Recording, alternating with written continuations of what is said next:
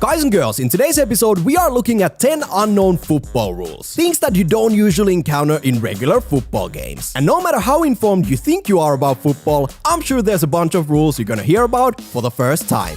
Let's go.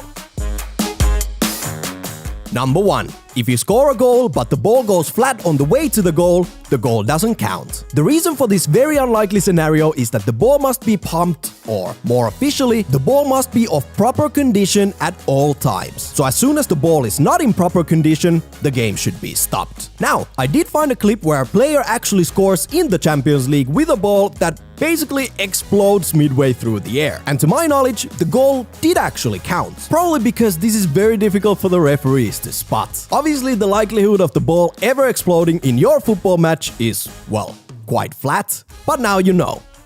Number 2. Yellow card for an illegal celebration remains, even if the goal is disallowed. For some reason, football lawmakers felt the need to add this rule for the 2019-20 season. And as the name suggests, if you score a goal, for example, take your shirt off as you celebrate, but a VAR check disallows your goal, well, you're still gonna be booked for an illegal celebration. According to the rule makers, this is because the impact is the same as if the goal was awarded. So don't get angry. If you celebrate illegally, get a yellow card and your goal won't even count.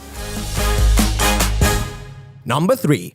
You can be sent off before the match even starts. Now, you may or may not have been on the receiving end of a red card in your career. But from now on, just be aware that if you're acting like a complete fool already during warm-up, the ref has every right to dismiss you before the game is even kicked off. You could, for example, say something horribly offensive to the referee or a player from the other team. Or in the case of Patrice Evra, he was dismissed from the game after attacking a fan during warm-up in 2017. Once again, this is a rule most of us don't ever have to worry about, as long as you behave properly before and after kickoff. Number 4. The amount of players allowed to take penalty kicks in the shootout must be equal for both teams. In simple language, this means that if a player from Team A gets sent off during the actual playing time and we go to penalties, Team B then has to exclude one of their players from the shootout as well. This happened, for example, in the 2006 World Cup final between Italy and France. And I'll give you a bit of time to try and guess which player from Team Italy missed the penalty shootout because of this rule. But to run through the whole thing, Zidane was very famously sent off in the 110th minute of the game. And since France had only 10 players on the pitch going into the penalties, Team Italy had to exclude a player from the shootout. Did you guess who it was? Well, the correct answer is Gennaro Gattuso, who finished playing the full 120 minutes but didn't stand with the rest of Team Italy in the center circle during penalties because of this very rule. But I'm pretty sure he's more than happy with the final outcome. Number 5. You could start the game with just 7 players. We all know an official football game consists of 2 teams with 11 players each on the pitch. But before kickoff, if for whatever reason your team was short of players, you could technically start playing with just 7 players, which is the minimum requirement for the game to go on. For the same reason, in the 11-a-side game, your on-field team can get a maximum of 4 red cards. 5th one would stop the game, as you would then have less than 7 players on the pitch. Keep in mind that this rule does not include substitute players. They can get as many red cards as possible. So as long as you have 7 legal players on the pitch, the game can get started and go on. Although it would probably not be a lot of fun to start a game already 4 players down.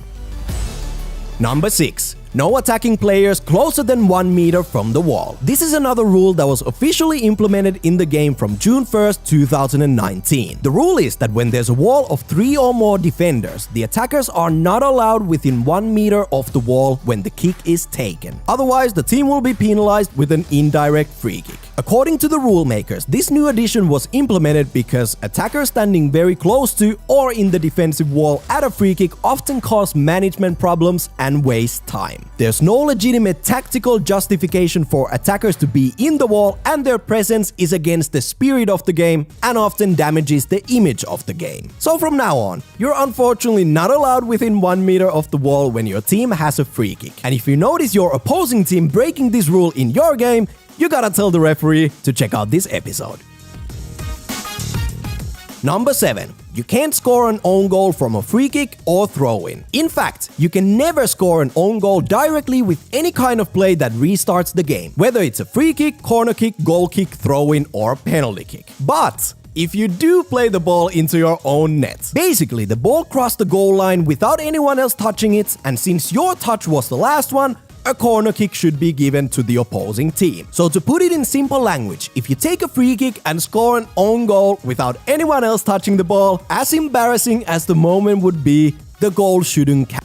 Number 8. The team that wins the toss can now choose to take the kickoff or which goal to attack. This is a quick one as it's pretty straightforward. But in the past, the captain who won the coin toss could only choose which goal to attack. But he can now choose to start the game instead. Now this is another recent addition to the official football rulebook. And while it may not be the most meaningful one, well, now you know it exists.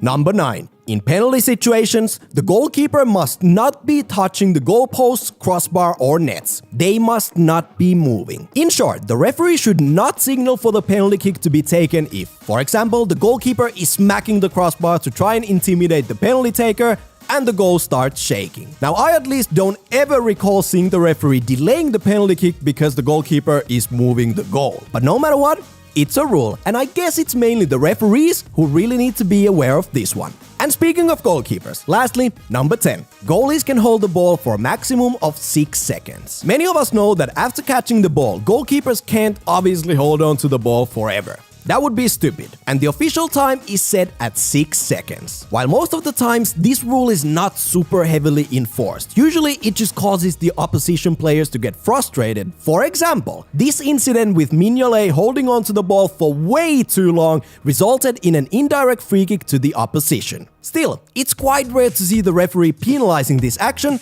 but now you know about the 6-second rule. And that's it for the 10 quite strange rules you most likely haven't heard of before. Let us know in the comments down below what other strange rules you're aware of, and smash the like button if you enjoyed the episode. And before you leave, you can make us super happy by subscribing to our channel for more videos like this one. And with those words, I'm out.